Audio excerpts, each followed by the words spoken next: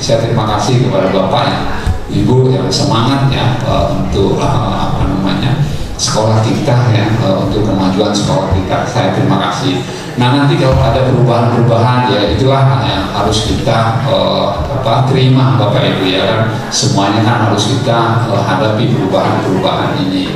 Mungkin ada bahasanya mungkin ya bergantian seperti itu. Terima kasih Bapak Ibu sudah memberikan hal-hal yang positif kepada sekolah kita, tapi ini bukan hanya untuk kita pribadi tapi untuk sekolah kita Bapak Ibu, sekolah kita. Mungkin itu dari saya, terima kasih dan mudah-mudahan kita bisa tetap bekerja sama. Demikian. Assalamualaikum warahmatullahi wabarakatuh. Terima kasih Bapak Kepala Sekolah SMA Negeri 3 Samarinda. Baik, Bapak Ibu guru hebat, tanpa menunggu lama-lama, tanpa ada jeda apapun, waktu dan tempat saya persilahkan kepada Ibu Nur Rahmi Safira sebagai calon guru penggerak angkatan 10 Kota Samarinda. Silakan.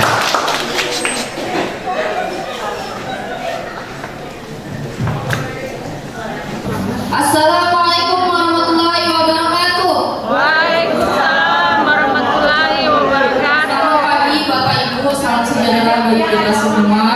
Pagi. Baik Bapak Ibu, sebelum kita memulai kegiatan, kalau saya bilang SMA Negeri 3 Samarinda, jawabannya siap, semangat, luar biasa. Oke. Siap ya Bapak Ibu? Siap. SMA Negeri 3 Samarinda, semangat, luar biasa. Oke, baik Bapak Ibu, terima kasih banyak. Jadi hari ini saya berterima kasih kepada Bapak Ibu semua yang telah hadir menghadiri diseminasi materi disiplin positif. Jadi di sini saya sebagai CGP Angkatan 10 Kota Samarinda selama ini sudah 3 bulan menjalani pendidikan secara online. Nah, ini adalah modul 1.4. Disiplin positif ini juga merupakan dimensi yang di sekolah kita sendiri itu kurang dan perlu peningkatan. Jadi sebelumnya di sini saya mau memotivasi Bapak Ibu dulu untuk guru penggerak itu sendiri untuk di Kalimantan Timur, karena kita ini kan calon ibu kota Nusantara. Jadi memang sangat digerakkan, bahkan waktu saya ada menghadiri sosialisasi Banaja Digital itu di Hotel Horizon Balikpapan, sebanyak kurang lebih sekitar 180-an guru dari Penajam Pasar Utara itu dia disosialisasi kurang lebih mungkin 4-5 hari di hotel, dan itu ternyata belum dinyatakan lulus, baru pengenalan saja tentang guru penggerak itu sendiri. Jadi di sini himbauannya mungkin Bapak Ibu jangan sampai kita yang di IKN ini nanti tergantikan oleh guru-guru yang dari luar. Jadi harapannya bisa kita sebagai warga asli Kalimantan Timur, kita lah yang harus memimpin nantinya ketika memang sudah jadi IKN. Ya, itu saja Bapak Ibu. Nah, untuk disiplin positif ini nanti erat kaitannya dengan bagaimana cara kita pribadi menangani murid. Mungkin bisa di next. Berikut Bapak Ibu yang akan kita bahas di sini. Saya mau izin juga ya Bapak Ibu, saya di sini menyebarkan pemahaman. Jadi apa yang sudah saya pahami kemudian saya sampaikan ke Bapak Ibu. Jadi saya tidak menggurui ya Bapak Ibu ya. Kita hanya berdiskusi saja. Jadi ada perubahan paradigma belajar, kemudian disiplin positif itu sendiri, nilai-nilai kebajikan, kemudian kebutuhan dasar manusia, motivasi perilaku manusia, posisi kontrol guru, keyakinan kelas, dan segitiga restitusi. Jadi ada 8 aspek yang kita pelajari hari ini. Jadi nanti ada 3 tujuan utama Ibu bisa menerapkan budaya positif ini dalam lingkungan sekolah. Kemudian yang kedua, Bapak Ibu bisa menjadi seorang manajer untuk menghadapi murid yang bermasalah. Dan yang ketiga, Bapak Ibu untuk yang wali kelas bisa menyusun keyakinan kelas, dan juga untuk seluruh guru mata pelajaran bisa mengingatkan siswa tentang keyakinan kelas. Nanti kita akan bahas satu persatu. Baik, next. Nah, jadi pembelajaran dengan paradigma baru. Bapak Ibu, kan kita sudah sering ya dari dulu mungkin mendengar kalau siswa itu sebenarnya ibarat kertas putih, yang kita pernah dengar seperti itu ya. Jadi kita yang mencoret di atas kertas itu. Tetapi teori itu sekarang sudah tidak relevan lagi. Jadi seorang murid, seorang manusia itu ketika dia dilahirkan sebenarnya dia sudah punya garis-garis itu sendiri yang disebut dengan kodrat alam. Jadi kodrat dalam diri manusia itu sendiri. Nah, tugas kita sebagai pendidik adalah menebalkan garis-garis yang positif dan meredam atau menghilangkan hal-hal yang negatif itu. Nah, jadi itu teorinya. Kemudian di sini paradigma barunya adalah pembelajaran itu sekarang diusahakan berdiferensiasi. Artinya apa?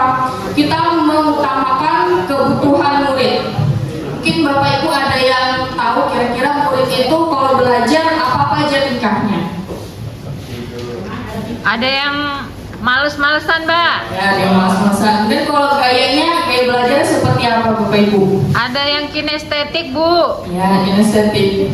Kemudian apa lagi Bu? Ada visual. Ya, audio visual. Kemudian ya, auditori. Ya, seperti itu ya. Nah, jadi kita sebagai guru menyesuaikan dengan kebutuhan peserta didik. Seperti itulah kita mengajarnya, itulah yang disebut dengan berdiferensiasi. Jadi tidak menyamaratakan murid itu sendiri.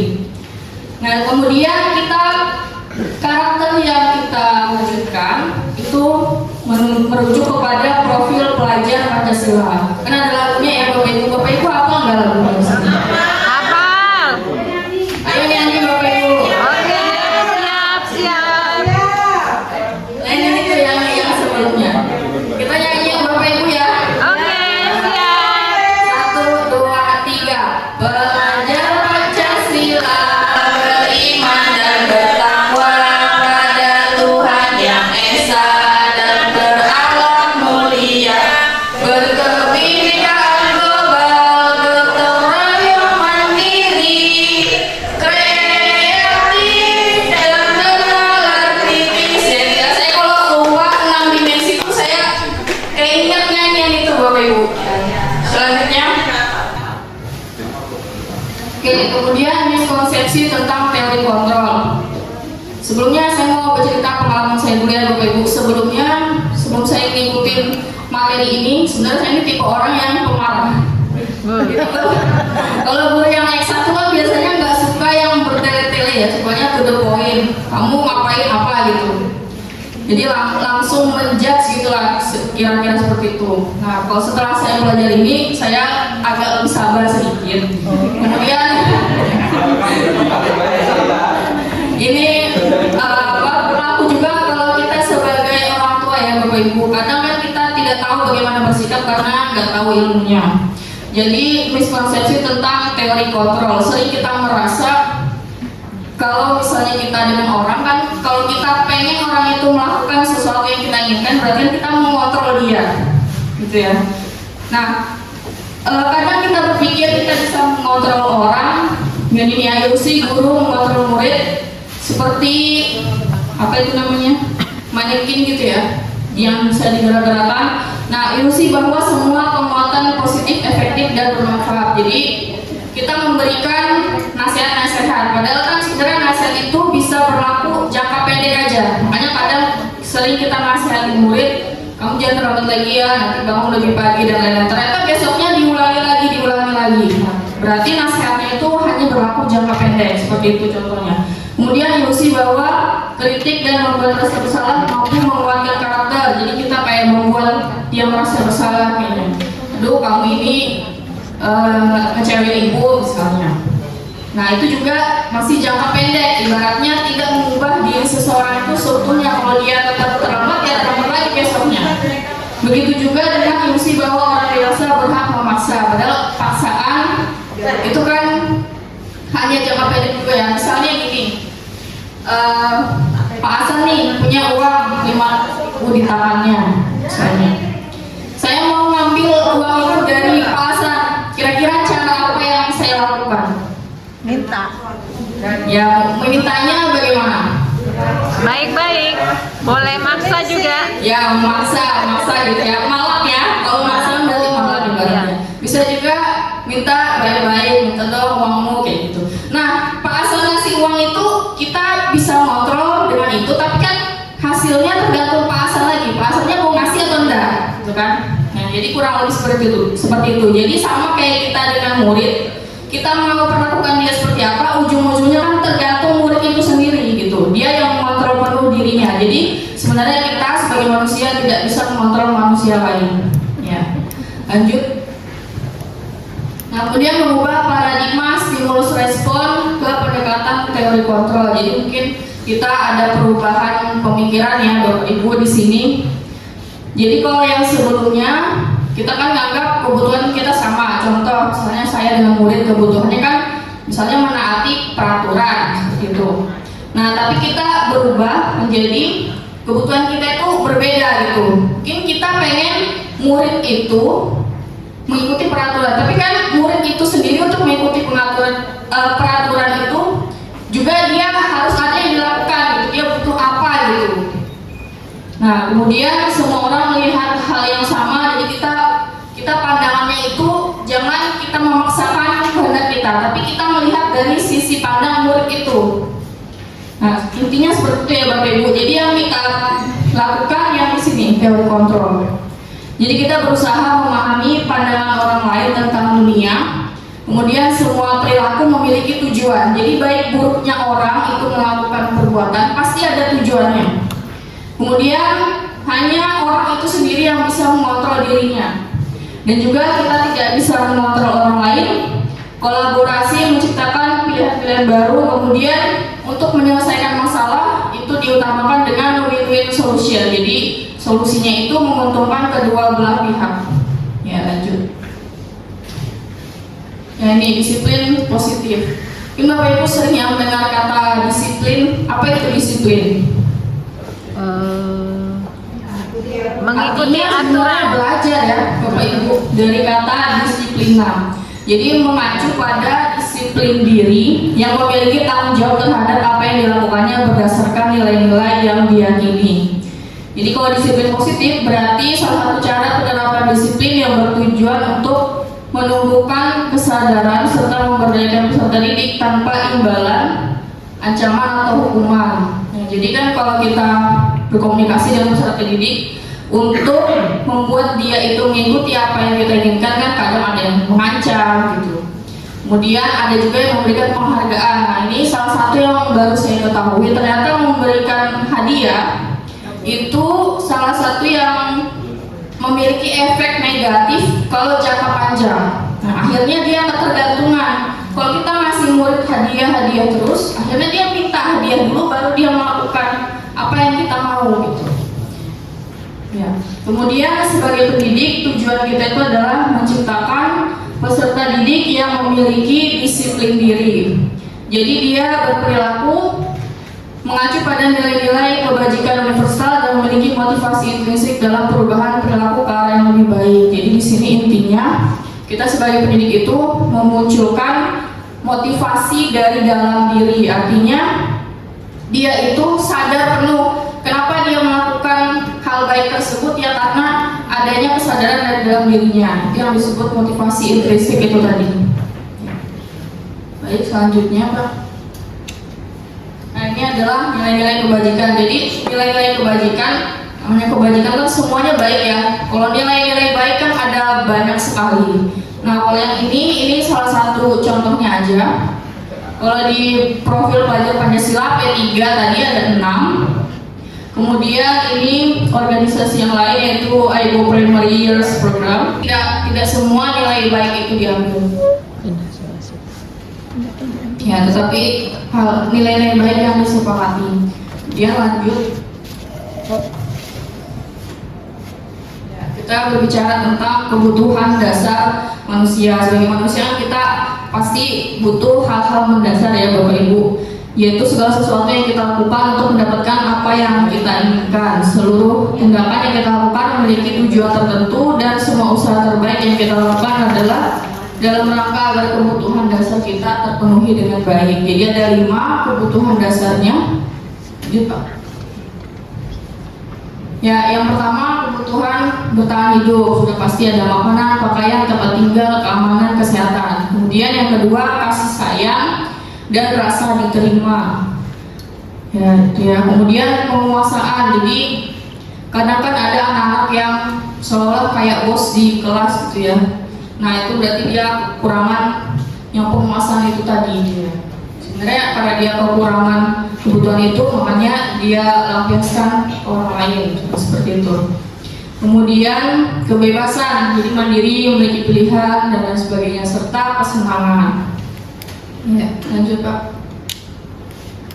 Motivasi perilaku manusia. Jadi motivasi seseorang melakukan tindakan itu ada 3. Yang pertama, untuk menghindari ketidaknyamanan atau hukuman. Di contoh kayak murid kan, supaya enggak dihukum, ya dia ikutin peraturan gitu. Kemudian untuk mendapatkan imbalan atau penghargaan dari orang lain. Itu adalah motivasi eksternal, artinya yang berasal dari luar gitu. Bukan yang dari dalam diri. Nah, seharusnya kita sebagai pendidik itu memunculkan motivasi internal dalam diri murid, yaitu supaya mereka menjadi orang yang mereka inginkan dan menghargai diri sendiri dengan nilai-nilai yang mereka percaya. Intinya murid itu bisa menghargai dirinya sendiri gitu. Dia sadar tindakan yang dia lakukan untuk dirinya, bukan karena orang lain. Ya, lanjut Pak. Lanjut Pak. Nah ini Bapak Ibu, posisi kontrol seorang guru. Nanti saya mungkin akan berdiskusi dengan Bapak Ibu ya mengenai 5 posisi ini. Jadi ada penghukum yang pertama. Mungkin ini sering ya. Jadi kalau misalnya murid buat salah, langsung contoh terlambat lari keliling lapangan misalnya, yang zaman dulu ya, misalnya seperti itu. Kemudian pembuat merasa bersalah, bilang, aduh kamu Nina kok terlambat sih gitu, kamu ini bikin kecewa ibu, kayak gitu. Jadi membuat murid itu, iya aku ini salah nih. Kemudian teman, kalau teman kan berarti kayak ngobrol biasa. Aduh, kenapa terlambat lagi? Besok-besok jangan gitu lagi ya. Gitu. Jadi agak sedikit ya bersahabat lah ya dengan murid. Kemudian pemantau. Jadi kalau pemantau ini dia mengingatkan konsekuensinya, konsekuensi ke murid itu. Jadi misalnya murid itu yang lain misalnya apa, misalnya bawa rokok gitu, kamu tahu kan apa konsekuensinya kalau bawa rokok, nah, misalnya seperti itu ya. Dan juga manajer. Nah jadi manajer ini nanti akan kita bahas lebih lanjut di belakang. Manajer ini dia menerapkan segitiga restitusi. Nah itu juga akan kita bahas lebih lanjut di belakang. Nah yang seharusnya kita sebagai pendidik lakukan itu sebagai manajer. Ya lanjut Pak. Ya ini tadi contohnya ya Bapak Ibu. Penghukum itu ya berarti dia langsung menghukum gitu tanpa mendengarkan murid apa, langsung aja.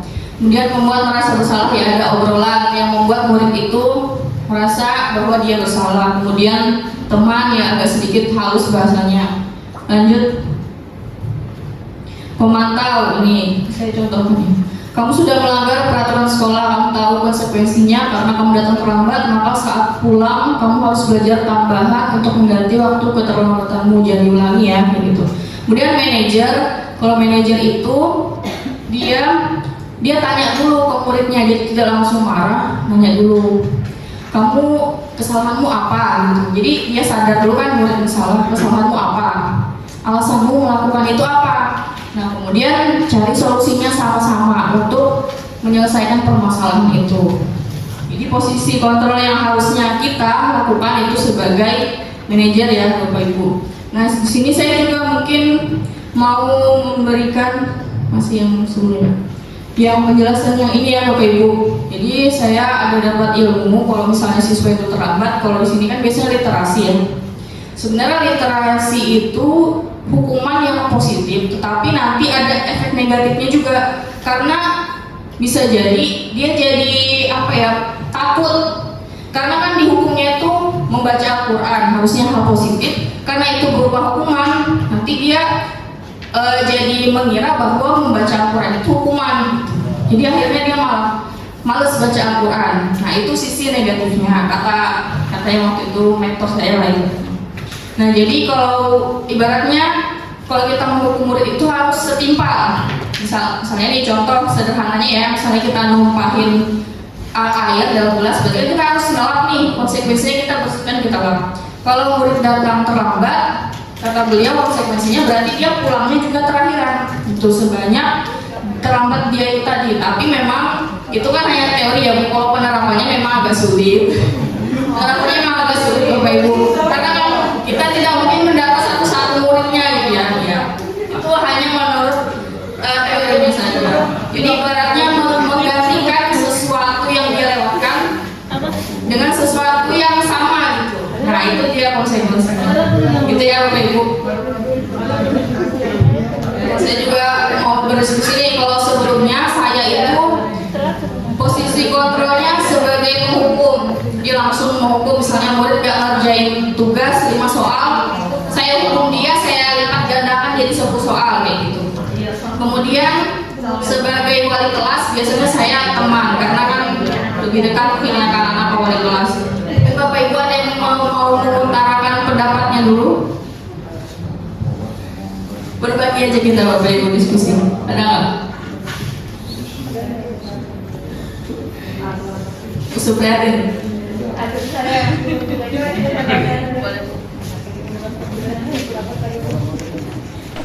Ini soal yang mengerjakan tugas 5 soal tidak dikerjakan.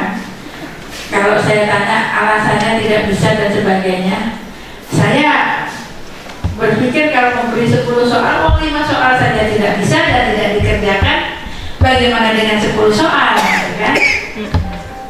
Justru biasanya ini yang saya lakukan, kalau dia tak kasih soal 5 tidak dikerjakan, saya counting, saya kurangi, segini saja buat kamu, harus mau ya, harus bisa. Ini sudah yang mudah-mudah. Itu begitu yang saya lakukan. Jadi saya tidak pernah kalau orang tidak mengerjakan 5 soal atau tak kasih 10 soal, tapi mungkin saya kurangi jadi 3 soal. Itu, terima kasih. Buat yang banyak pengalamannya.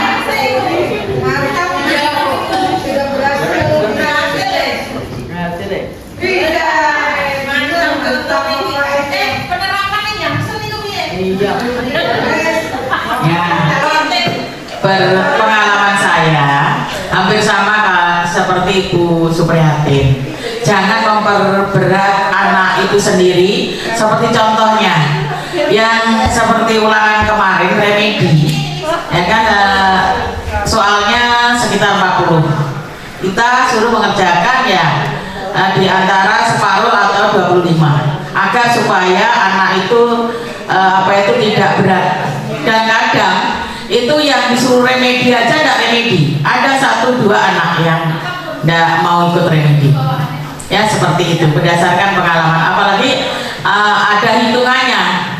Tapi anak sekarang itu lucu, kalau menghitung uang ada buktinya cepat, tapi kalau teori luar biasa sulitnya. Iya. Itu kan kalau geografi ada kaitannya dengan pelajaran fisika. Kadang itu anak-anak sulit, yaitu menghitung batuan dan lain sebagainya.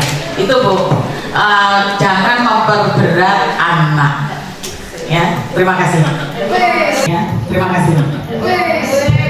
Kalau posisi kontrolnya Bu apa Bu? Sebagai penghukum kah? Pembuat rasa bersalah, teman, pemantau atau manajer? Sebagai posisi kontrolnya adalah sebagai manajer.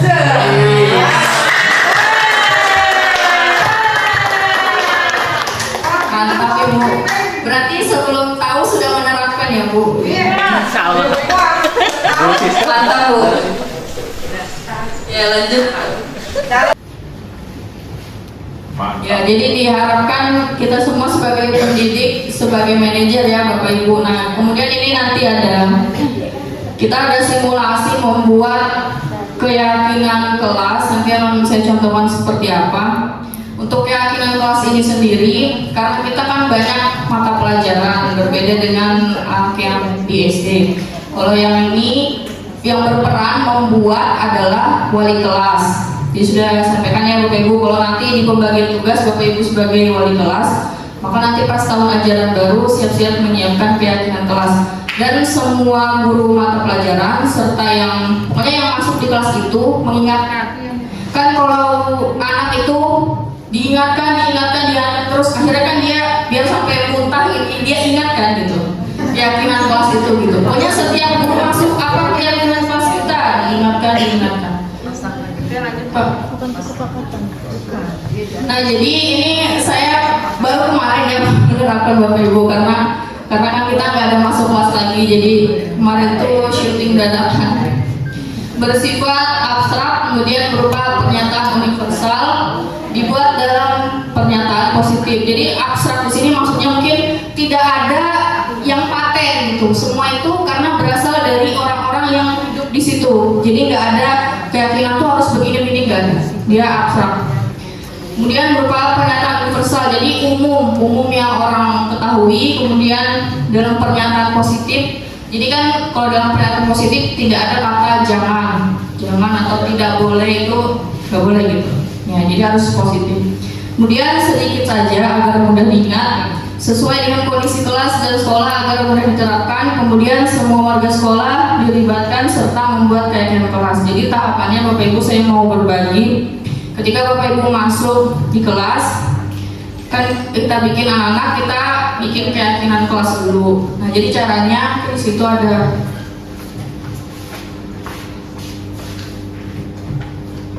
modal sedikit ya Bapak Ibu. Ini beli sticky notes warna-warni, nanti dibagikan satu-satu ke orangnya.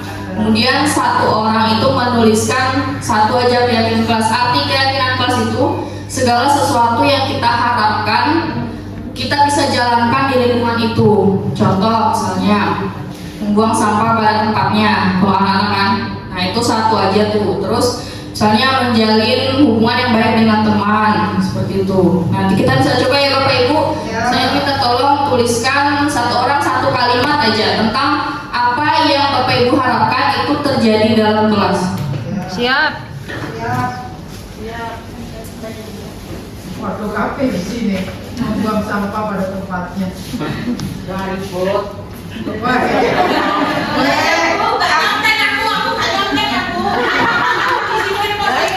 dari bos aku kosong.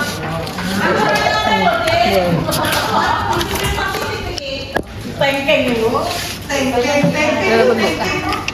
Yang ribut jadi briefing baru.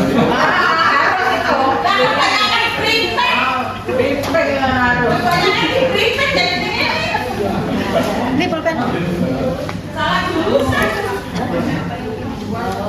Yang sabunnya kan nungguin anak-anaknya setelah datang tadi orangnya. Iya,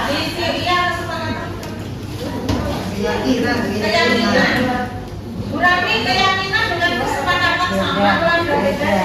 Kayaknya keyakinan itu juga Iya. Sekarang pakai keyakinan. Iya. Sama-sama kita meyakini apa yang kita sepakati.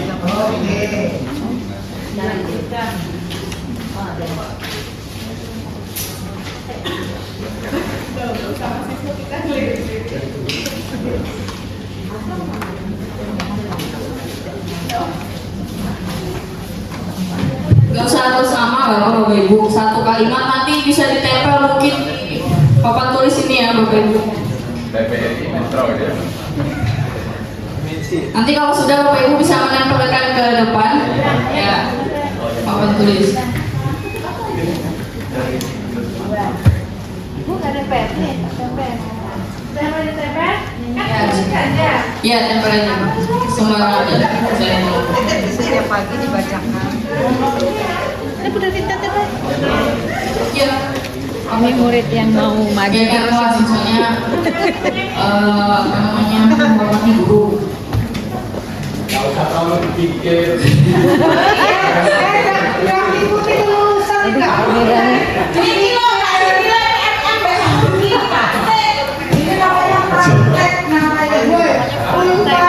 Nanti saya dapat bocoran Bapak Ibu. Nanti reward dari apa yang Bapak Ibu ditulis di kertas yang berwarna tersebut katanya akan mendapatkan sertifikat.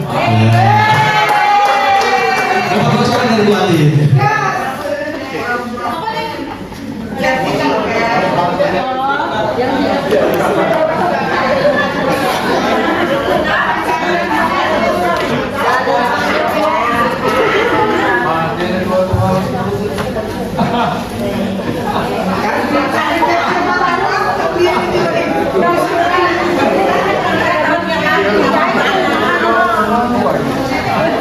Bapak Ibu, ini ada apa namanya di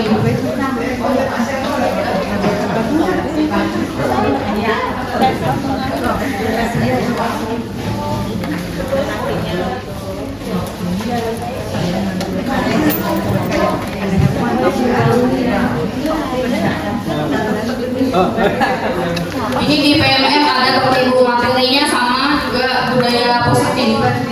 Siapa tahu ada yang mau membuat untuk aksi nyata bisa didokumentasikan kegiatan kita hari ini.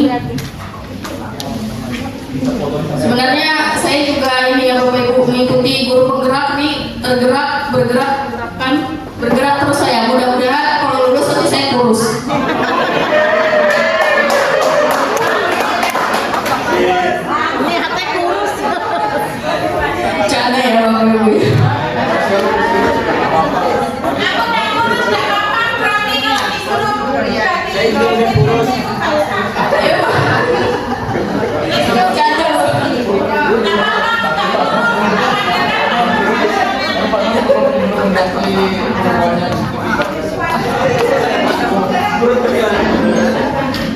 Ya oke Bapak Ibu, setelah ini kan masih acak nih, jadi kita kelompokkan.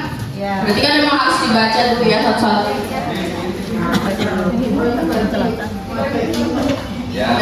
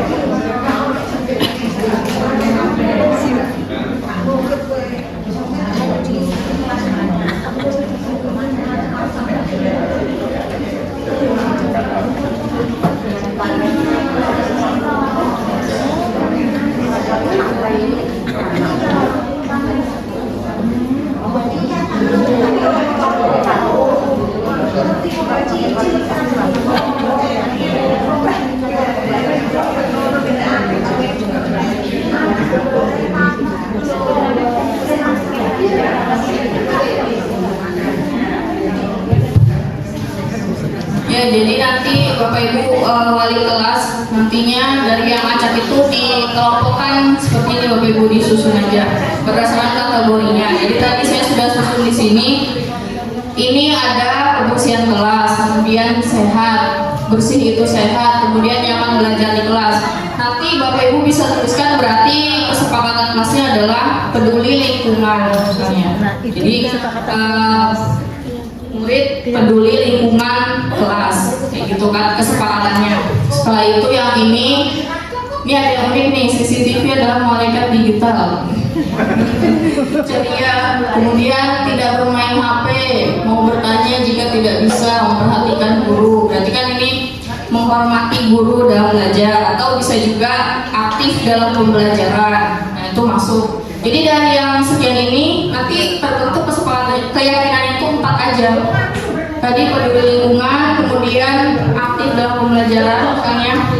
Kemudian ini datang tepat waktu, tidak mencontek, tidak mengaktifkan HP, berarti kan disiplin. Nah, siswa disiplin dalam kelas. Kemudian yang terakhir ramah dengan teman dan guru, kemudian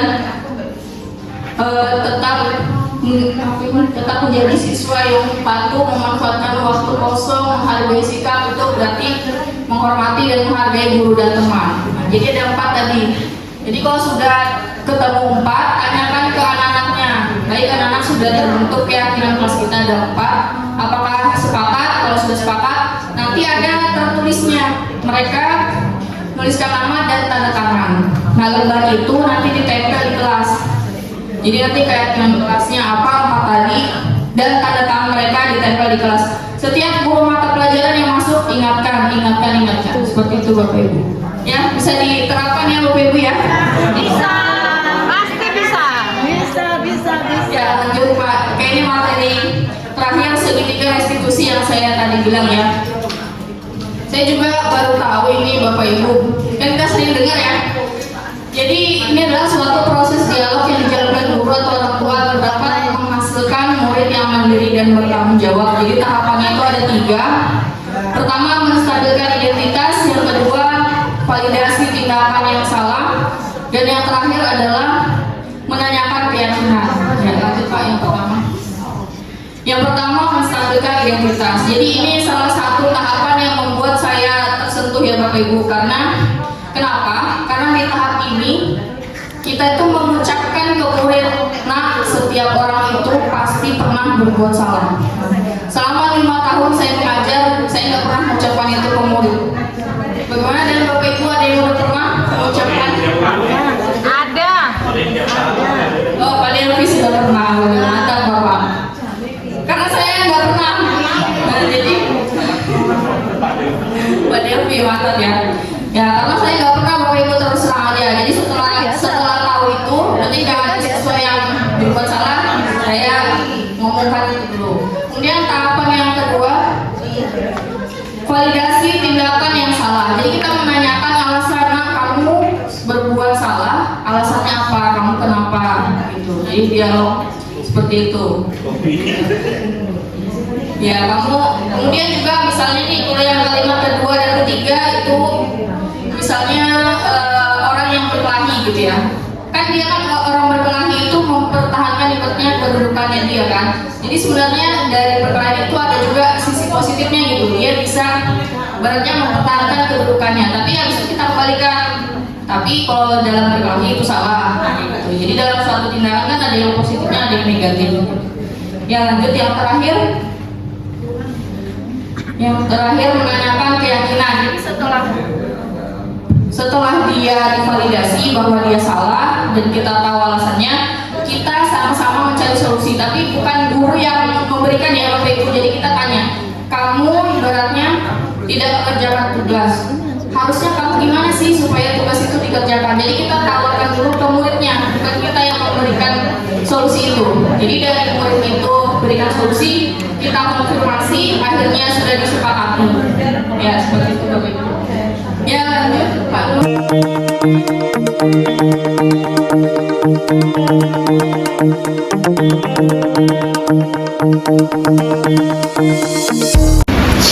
Oke, baik. Terima kasih Rizky Wahyudi sudah memenuhi panggilan Ibu untuk diskusi. Jadi Ibu di sini sebagai wali kelas, sebelumnya Ibu mendapat laporan dari guru piket dan juga dari guru BK bahwa Rizky sudah 3 kali terlambat. Apakah itu benar? Benar Bu. Nah, Rizky sudah tahu belum di tata tertib itu berangkat sampai ke sekolah paling lambat pukul berapa? Pukul 7.15 Bu. Yang benar Rizky mengakui ya, Iya, Bu. setelah 7.15 itu sudah termasuk terlambat. Nah, di sini Ibu mau memberitahu bahwa setiap orang itu kan pasti pernah berbuat salah. Ya. Kesalahan Rizky di sekolah terlambat itu adalah proses pembelajaran. Jadi sebagaimana kita setelah melakukan kesalahan, kita harus bisa memperbaiki kesalahan itu ya. Kita terus belajar. Nah, di sini Rizky pasti punya alasan kenapa terlambat. Kira-kira kenapa alasannya? Ya Bu, yang pertama saya kesiangan karena malamnya itu saya ada kegiatan di luar bersama kakak saya. Terus yang kedua saya telat gara-gara hujan, terus perkara Gojek ojol. Nah, yang ketiga motor saya jebol Bu. Jadi nggak bisa berangkat sekolah. Jebol tuh mesinnya meledak Bu, mesin motor. Jadi mau nggak mau naik Gojek lagi Bu. Naik Gojek lagi. Oke, baik. Oke, jadi di sini Rizky menyadari ya bahwa memang terlambat itu melanggar tata tertib. Ya. Jadi kalau kita sekolah seharusnya kan mengikuti tata tertib, paling lambat di sekolah itu jam 7.15. Nah, kira-kira di sini saya mau mengajak Rizky diskusi. Adakah solusinya dari Rizky? Kira-kira harusnya gimana sih supaya tidak terlambat dengan keadaan-keadaan yang sudah Rizky sebutkan tadi? Ya Bu, yang pertama solusi buat saya sendiri sih tidur lebih teratur Bu. Ya, jadi harusnya mengatur jam tidur ya. Tidurnya harus teratur, jangan terlalu larut malam sehingga paginya itu nggak kesiangan. Gitu. Kemudian, terus yang kedua, saya berangkatnya lebih on time. ya, Karena rumah saya kan jauh tuh, jadi lebih on time lagi. Terus yang terakhir mungkin saya cari motor lagi Bu. ya, jadi kalau motor itu sebelum berangkat harus dicek dulu ya kondisinya. Walaupun tidak memungkinkan dan harus naik Gojek, harusnya Rizky bisa mengatur karena ojek online kan tiap pagi biasanya macet, terus juga lalu lintas padat. Jadi harus bisa mengatur waktu, harus lebih cepat. Jadi jangan mepet-mepet.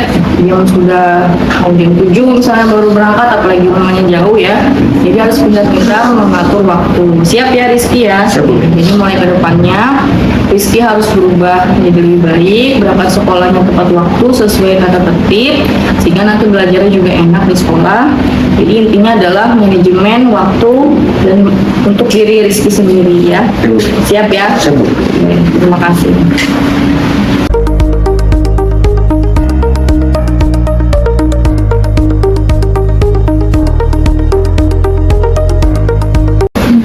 Baik, terima kasih Muhammad Rizky Haryanto telah memenuhi panggilan Ibu. Jadi di sini Ibu mau mengajak Iki berdiskusi.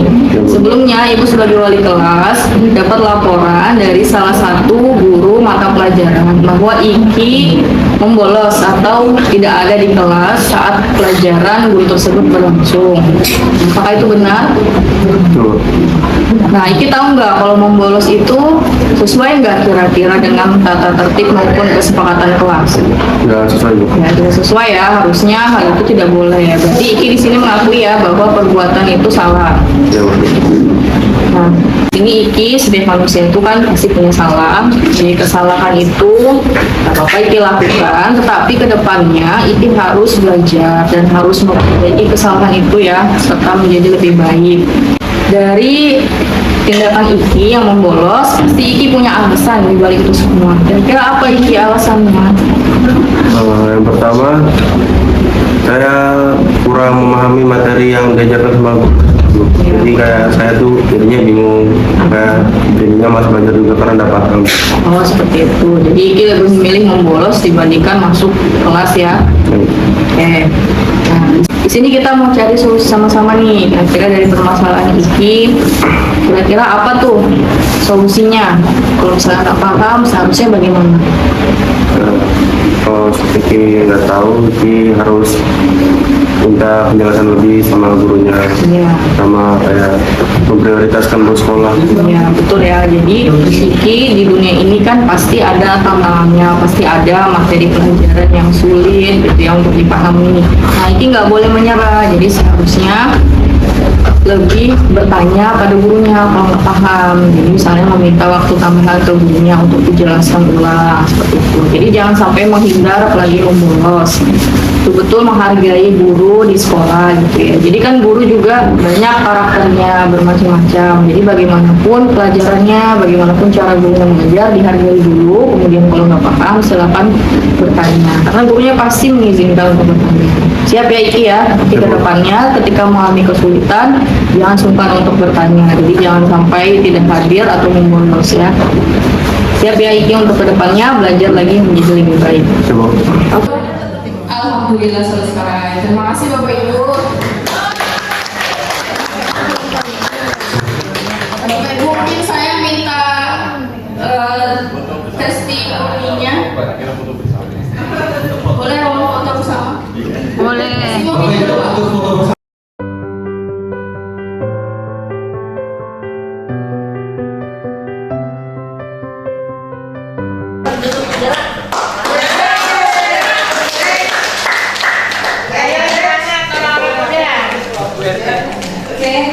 Yang saya pahami tadi dari penjelasan Ibu Nahdi, ada disiplin yang positif, kita membuat kegiatan kelas, lalu kita membuat kesepakatan bersama anak-anak, lalu ada 5 pemantau, manajer, kemudian ada yang ingat?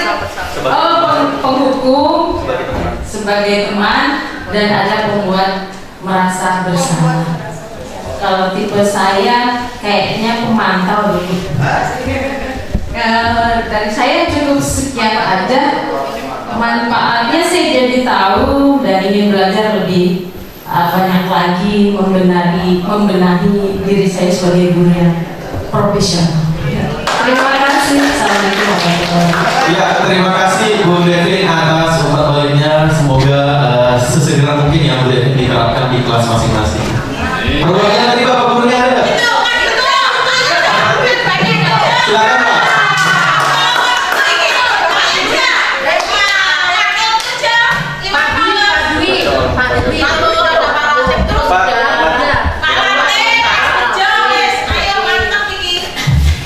Baik, terima kasih. Assalamualaikum warahmatullahi wabarakatuh.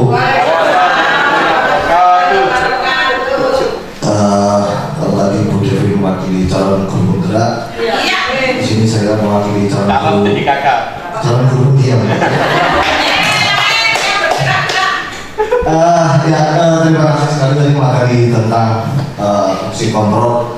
Mungkin secara teori banyak yang sudah kita aplikasikan, jadi dari teori-teori sudah disampaikan oleh Bu Rahmi melalui praktek baiknya mungkin tidak bisa diaplikasikan secara langsung dalam artian perketimbang apa yang disampaikan ternyata di SMA 3 langsung seperti ini mesti ada hal-hal yang harus disesuaikan juga dengan lingkungan, dengan latar belakang kita, dengan latar belakang siswa, mungkin dengan berbagai macam regulasi yang ada.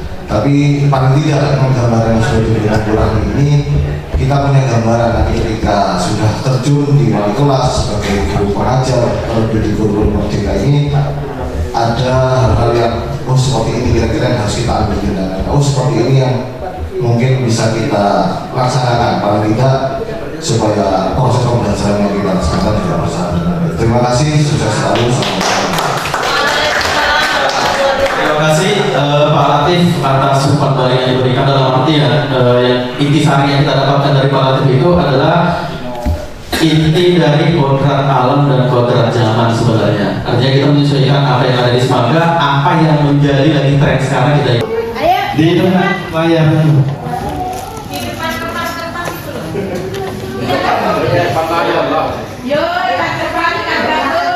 Kan semua dengan gabus lagi Bapak Ibu. Kemarin kolak, sekarang bubur. Kemarin menyala, sekarang tidur. Ya kan Pak, betul kan Pak? Yang penting ada anak, kita betul. Kalau cuma betul. Habis, loh, sama sih ngabisi Pak? Oh, ini tadi dimatiin Kak, itu kan? Oh, background. Sini aja. Ayo Pak. Bapak dikenal. Bapak ikan paus, ikan lele teri. Biar enggak kelihatan. Apa itu? Yang bagus,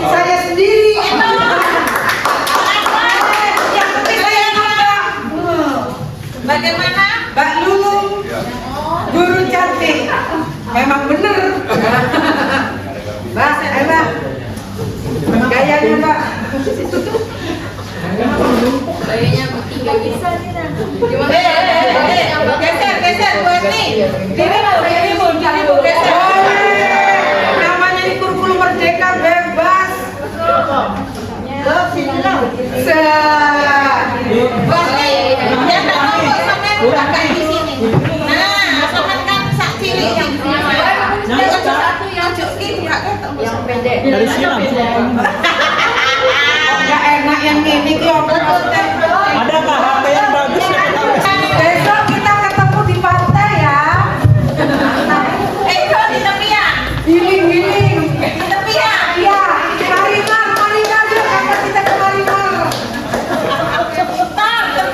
Baik, terima kasih banyak Bapak Ibu atas partisipasi dan kehadirannya. Terima kasih banyak Bu Devi, Pak Anton, Pak Nur, Bu Halimah, Bapak Ibu guru yang lain semuanya mendukung kegiatan ini. Mudah-mudahan nanti setelah ini kan ada Bu Yanti, mudah-mudahan setelah itu makin banyak lagi Bapak Ibu yang mengikuti guru penggerak. Terima kasih, mohon maaf Bapak Ibu kalau ada sikap, perkataan, perbuatan yang salah. Saya akhiri. Assalamualaikum warahmatullahi wabarakatuh.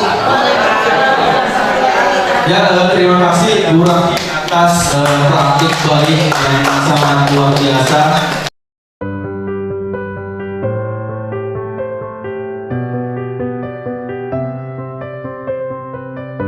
Assalamualaikum warahmatullahi wabarakatuh. Waalaikumsalam warahmatullahi wabarakatuh. Selamat pagi anak-anak. Bagaimana kabarnya hari ini? Alhamdulillah. Baik anak-anak, hari ini kita akan membuat keyakinan kelas. Ada yang udah tahu belum apa itu keyakinan kelas? Ada yang tahu? Ya, jadi kalau belum tahu, keyakinan kelas itu adalah segala sesuatu yang kamu harapkan bisa kamu terapkan dalam lingkungan kelas. Nah, jadi di sini anak-anak menyepakati keyakinan kelas. Nanti kita akan curah pendapat. Nah, mana keyakinan itu sebelum kita sepakati kita susun dulu. Nah, kalian nanti di sini menuliskan hal-hal apa saja yang seharusnya kamu lakukan di lingkungan kelas. Jadi contohnya apa sih sebagai murid di dalam kelas harusnya kamu bertindak seperti apa? Ada yang tahu? Ya, boleh. Saya Bu, jawabannya religius. Contohnya tuh di kelas kita bisa melakukan sholat di musola, terus pas literasi kita bisa melakukan baca Al-Quran bareng, terus yang berkaitan dengan agama lah Bu. Baik, tepat sekali ya. Ada lagi yang lain yang mau menyampaikan kira-kira hal apa saja yang seharusnya kita lakukan di lingkungan kelas? Silakan angkat tangannya. Baik, silakan Violin. Jawaban saya aspek kesopanan. Contohnya menghormati guru, menghormati pendapat teman. Itu saja. Saya Bu, kita bisa kedisiplinan itu contohnya kayak mengerjakan tugas tepat waktu dan masuk ke kelas itu ketika bel sudah berbunyi. Baik, tadi pendapat dari teman-teman sudah benar ya. Itu adalah hal-hal yang seharusnya kalian sebagai murid lakukan di lingkungan kelas. Nah, sekarang Ibu akan membagikan sticky notes. Nanti satu orang dapat satu, silakan menuliskan keyakinan kelas kamu, satu orang satu aja. Nanti setelah itu ditempel di sebelah sini ya. Nanti masing-masing orang menempelkan.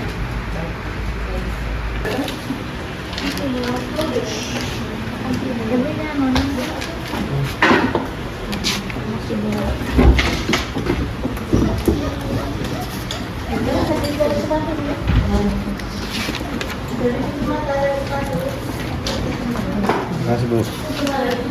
Oke, udah Ray.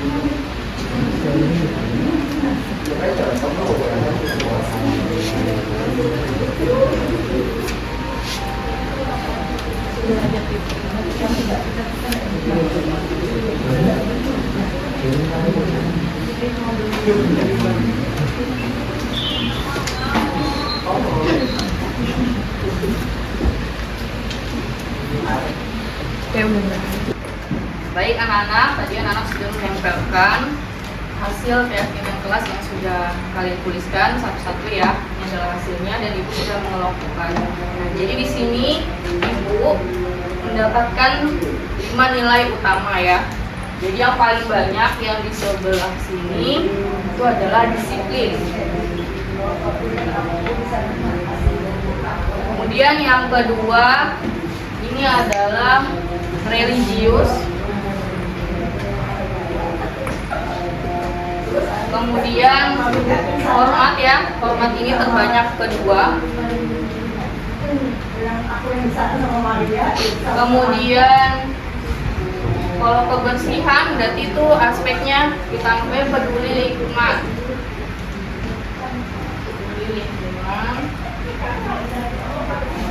Kemudian yang terakhir adalah kolaborasi.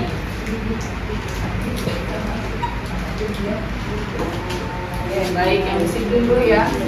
Jadi di sini tidak bolos saat jam pelajaran berlangsung. Masuk di kemudian kerapian berpakaian seragam. Kemudian postur tubuh saat belajar, datang tepat waktu, mengerjakan tugas tepat waktu,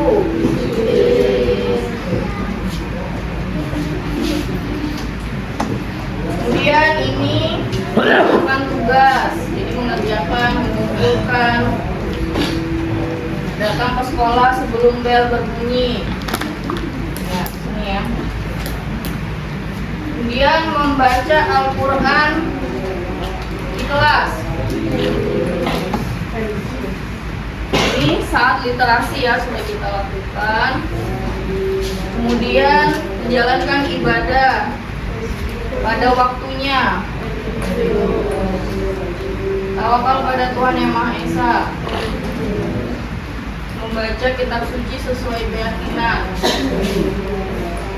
Kemudian ini menghormati guru yang mengajar di kelas. kemudian menghormati pendapat teman, ya, masuk semua di sini ya.